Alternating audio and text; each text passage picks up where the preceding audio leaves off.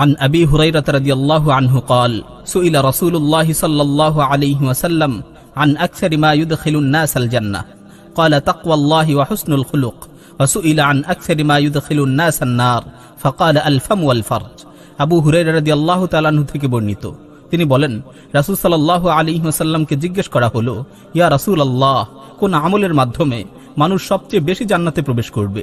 রাসূল সাল্লাল্লাহু আলাইহি ওয়াসাল্লাম বললেন, আল্লাহর ভয় ও উত্তম চরিত্র।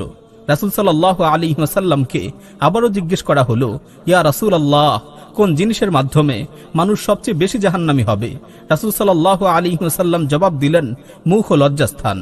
আয়েশা রাদিয়াল্লাহু তাআলা আনহা থেকে বর্ণিত, তিনি বলেন, আমি রাসূল সাল্লাল্লাহু আলাইহি ওয়াসাল্লামকে বলতে শুনেছি, ইন্নাল মুমিনা লা ইউদরিকু বিহুসনি খুলুকিহি দারাজাতাস সাইমিল কাইম, রাওয়াহু আবু দাউদ।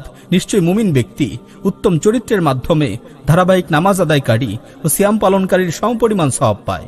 সুতরাং হে আল্লাহর বান্দারা, তোমরা উত্তম চরিত্রের অধিকারী হও, নিজের জীবনকে উত্তম চরিত্রে সুসজ্জিত করো, কেননা মিজানের পাল্লায় তোমার উত্তম চরিত্রই সবচেয়ে বেশি ভারী হবে। লা তাহকিরান্না মিনাল মা'রুফি শাইআ ওয়ালাউ আন তালকা আখাকা বিওয়াজহিন তালকিন। প্রিয় ভাই, কোনো ভালো কাজকেই তুচ্ছ মনে করো না, কোনো ভালো কাজকেই অবহেলা করো না, যদিও সেটা হয় তোমার ভাইয়ের সাথে হাস্যোজ্জ্বল চেহারা নিয়ে সাক্ষাৎ করার মতো একেবারেই ছোট কাজ। হাস্যোজ্জ্বল চেহারা নিয়ে কারো সাথে সাক্ষাৎ করা, এই ছোট্ট কাজটি যদি আল্লাহ তাআলাকে সন্তুষ্ট করার জন্য হয়, তাহলে এটিও কিয়ামতের কঠিন দিবসে তোমার আমলের পাল্লাকে ভারী করবে। হাদিসে এসেছে, রাসূল সাল্লাল্লাহু আলাইহি ওয়াসাল্লাম বলেছেন, ইয়াজিউল কুরআনু ইয়াউমাল কিয়ামাতি কাররাজুলিশ শাহিব ফায়াকুলু লিসাহিবিহি আনা আল্লাযী আসহারতু লাইলাক ওয়া আযমা'তু নাহারাক। কিয়ামতের মাঠে কুরআন তেলাওয়াতকারীর জন্য কুরআন মানুষের আকৃতিতে আত্মপ্রকাশ করবে এবং কুরআন তেলাওয়াতকারীকে সান্ত্বনা দিয়ে বলবে, তুমি চিন্তা করো না, আমি তোমার সাথে আছি। তুমি চিন্তা করো না, আমি তোমার সাথে আছি। আমি হচ্ছি সেই কুরআন যে তোমাকে রাত্রি জাগরণ করিয়েছে এবং দিনের বেলায় তোমাকে পিপাসার্ত রেখেছে। অন্য এক হাদিসে বর্ণিত হয়েছে, মুমিন বান্দাকে যখন কবরে রেখে আসা হবে, নির্জন অন্ধকার কবরে সে যখন একাকী থাকবে, তখন সুন্দর আকৃতি ও উজ্জ্বল চেহারা বিশিষ্ট একজন লোকের আগমন ঘটবে, যার শরীর থেকে মেশকের সুবাস আসতে থাকবে। মৃত ব্যক্তি তাকে দেখা মাত্রই জিজ্ঞেস করবে, তুমি কে? তোমাকে তো অনেক সুন্দর লাগছে। তখন সে জবাবে বলবে, আবশির বিল্লাযী ইয়াসুররুক, আবশির বিল্লাযী ইয়াসুররুক আনা আমালুকা সালিহ। তুমি সুসংবাদ গ্রহণ করো, তুমি সুসংবাদ গ্রহণ করো, আমি হচ্ছি তোমার নেক আমল, যে নেক আমল তুমি দুনিয়াতে করে এসেছিলে। আর কাফির ও গুনাহগার ব্যক্তি তাদের যখন কবরে রেখে আসা হবে, সেই নির্জন অন্ধকার কবরে তাদের সামনে একজন লোকের আত্মপ্রকাশ ঘটবে, যে হবে একেবারেই কুশ্রী ও ভয়ঙ্কর চেহারা বিশিষ্ট। তার শরীর থেকে দুর্গন্ধ বের হতে থাকবে। তখন গুনাহগার ব্যক্তি তাকে দেখা মাত্রই জিজ্ঞেস করবে, এই অন্ধকার কবরে তুমি কে? তোমাকে তো অনেক ভয়ঙ্কর দেখা যাচ্ছে। তখন সে জবাব দিবে, হে হতভাগা, হে হতভাগা, তুমি দুঃসংবাদ গ্রহণ করো, আমি হচ্ছি তোমার সেই সকল বদ আমল যেগুলো তুমি দুনিয়াতে করে এসেছিলে। প্রিয় ভাই ও বোন, তোমার এই নেক আমলগুলো বিভিন্ন ধরনের আকৃতি ধারণ করবে। কিয়ামতের দিন এগুলোকে পরিমাপ করা হবে।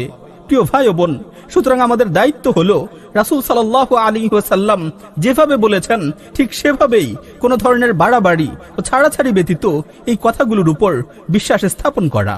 আল্লাহ তাআলা পবিত্র কালামে মাজিদে বলেন, ফালানাসআলান্নাল্লাযীনা উরসিলা ইলাইহিম ওয়ালানাসআলান্নাল মুরসালিন। যাদের কাছে রাসূল পাঠানো হয়েছিল তাদেরকে আমি জবাবদিহিতার সম্মুখীন করব এবং সকল নবী রাসূলগণকে অবশ্যই আমি জিজ্ঞাসা করব। ফালানাকুসান্না আলাইহিম বিইলমিন ওয়া মা কুন্না গায়িবিন। অতঃপর আমি সজ্ঞানে তাদের সামনে তাদের অবস্থা বর্ণনা করব, বস্তুত আমি তো তাদের কাছ থেকে অনুপস্থিত ছিলাম না। ওয়াল ওয়াজনু ইয়াউমাইযিনিল হক ফামান সাকুলাত মাওয়াজিনুহু ফাউলাইকা হুমুল মুফলিহুন। সেদিন যথার্থই ওজন করা হবে, অতঃপর যাদের পাল্লা ভারী হবে তারাই হবে সফলকাম। ওয়ামান খাফফাত মাওয়াজিনুহু ফাউলাইকাল্লাযীনা খাসিরু আনফুসাহুম বিমা কানু বিআয়াতিনা ইয়াযলিমুন। আর যাদের পাল্লা হালকা হবে তারাই হচ্ছে ওই সকল লোক যারা নিজেরাই নিজেদের ক্ষতি করেছে, কেননা তারা আমার আয়াতসমূহ অস্বীকার করত। প্রিয় ভাই, ভালো করে মনে রেখো, মিজানের পাল্লার সামনে মানুষের অবস্থা তিন ধরনের হবে।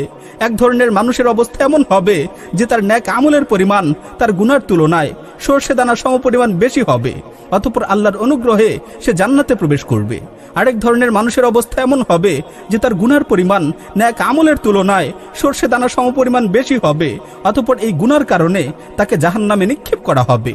আরেক ধরনের মানুষ যার গুনাহ ও নেক আমল সমান সমান হবে, তারা জান্নাত ও জাহান্নামের মধ্যবর্তী স্থান আরাফে অবস্থান করবে। এ বিষয়ে ওলামায়ে কেরামের বিভিন্ন ধরনের বক্তব্য রয়েছে। আর যারা কাফির, তাদের কুফরি কর্ম তাদের সকল আমলকে বিনষ্ট করে দিয়েছে, তাই তারা কোনো ধরনের হিসাব নিকাশ ছাড়াই জাহান্নামে প্রবেশ করবে। তবে অনেক ওলামায়ে কেরাম বলেছেন, তাদের ভালো আমলগুলো পরিমাপ করে সেই পরিমাণ আযাব তাদের থেকে কমিয়ে দেওয়া হবে। তবে তারা কখনোই জান্নাতে প্রবেশ করবে না, জান্নাত তাদের জন্য চিরতরে হারাম।